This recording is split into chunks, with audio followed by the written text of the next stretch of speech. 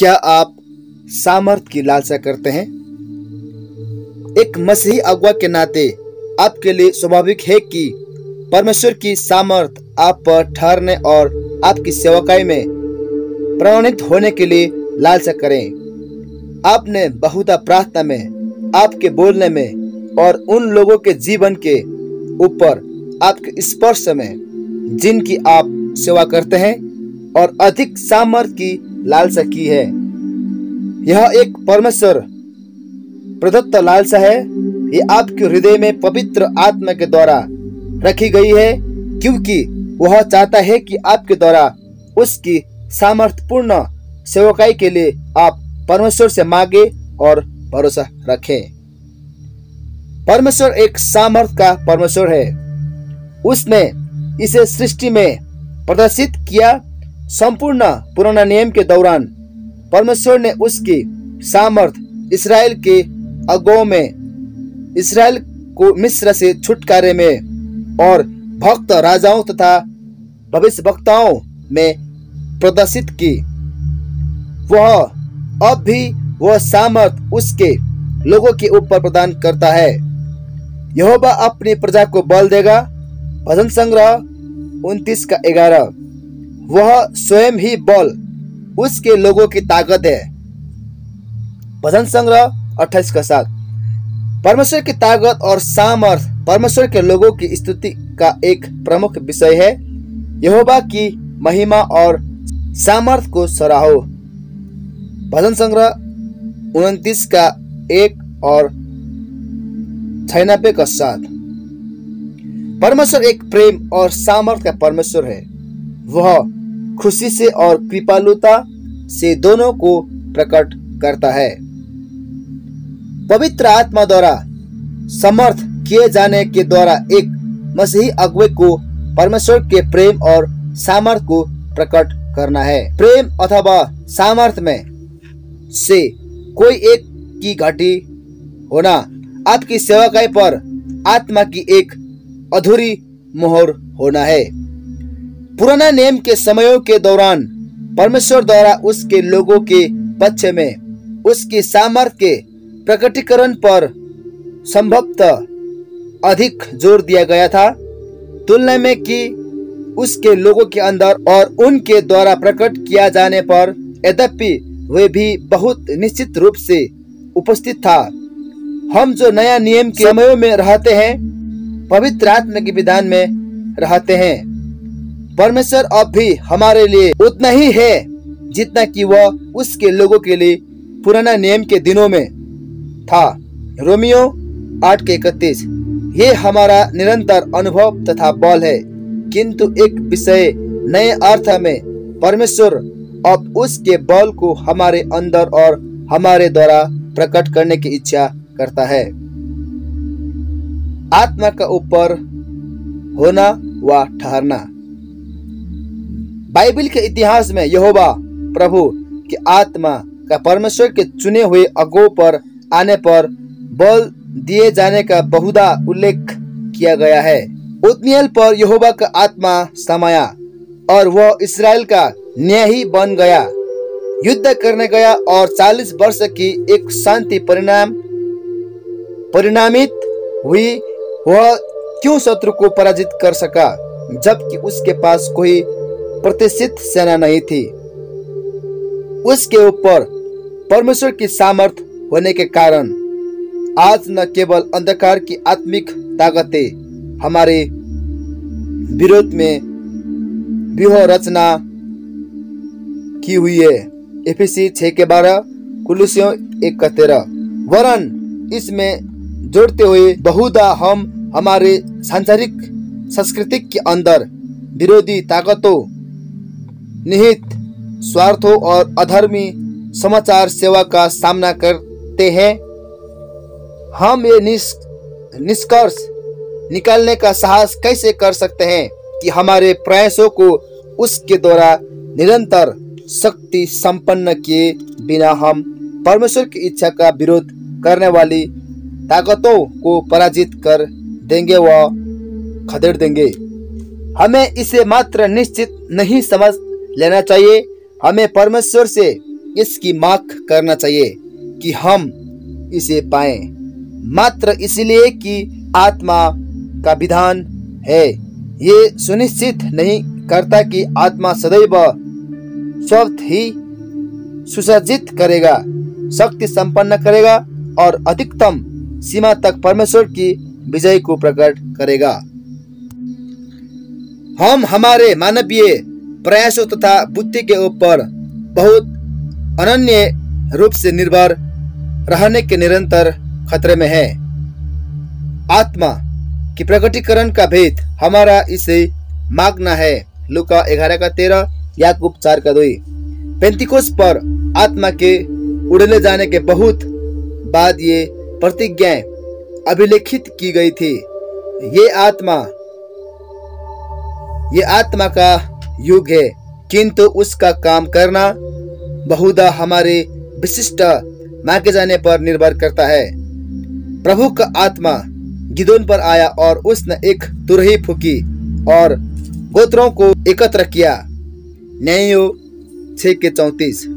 शायद किन्हीं समयों पर परमेश्वर के लोगों को आराधना करने, गवाही देने, दान देने और प्रार्थना करने के लिए एकत्र करने में हमें अपर्याप्त सफलता मिली है, क्योंकि प्रभु का आत्मा हमारे ऊपर सामर्थ्य में नहीं आया है।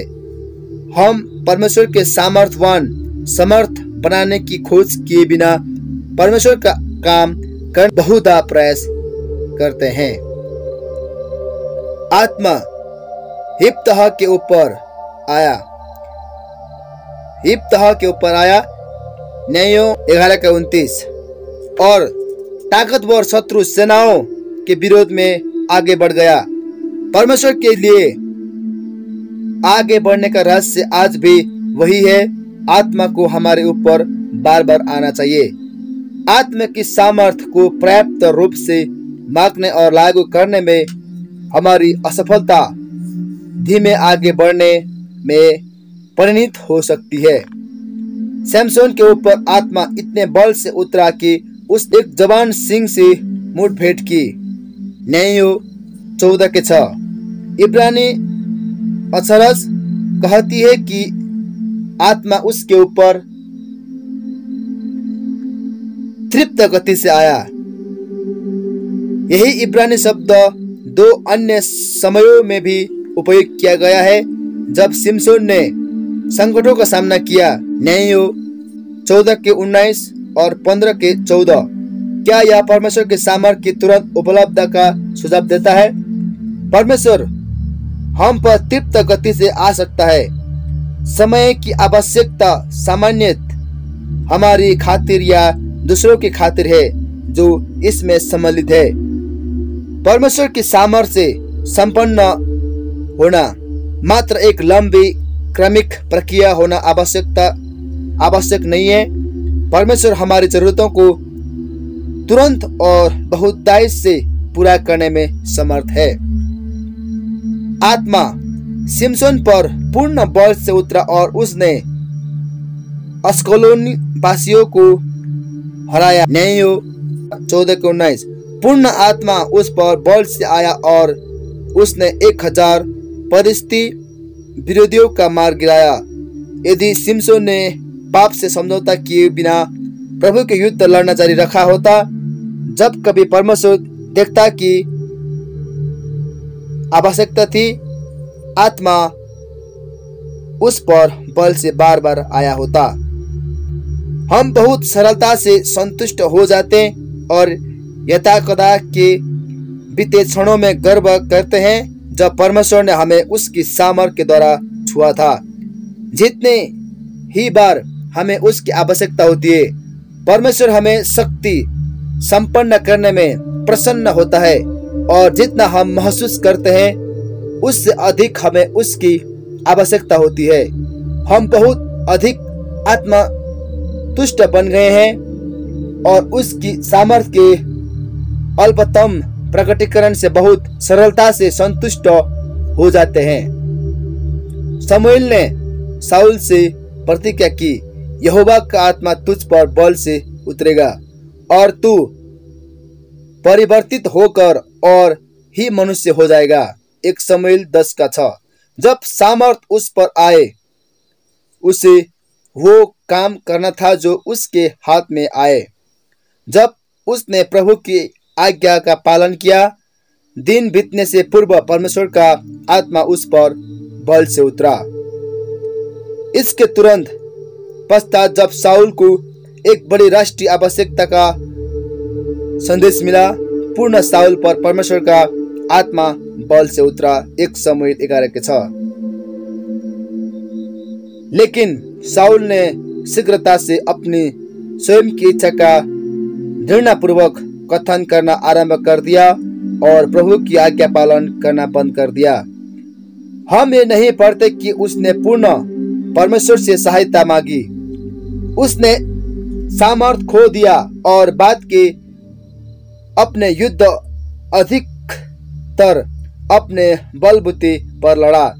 कितना दुखद है जब सिमसोन के समान एक मसीही अगुवे ने प्रभु के समर्थ बनाने वाले विशेष समयों को किसी समय जाना है, जब आत्मा उस पर सामर्थ में आया और फिर स्वयं अपनी जानकारी उसके व्यस्त प्रयासों और उसके प्रशासनिक कौशलों पर प्रभु से अधिक निर्भर रहना आरंभ कर देता है।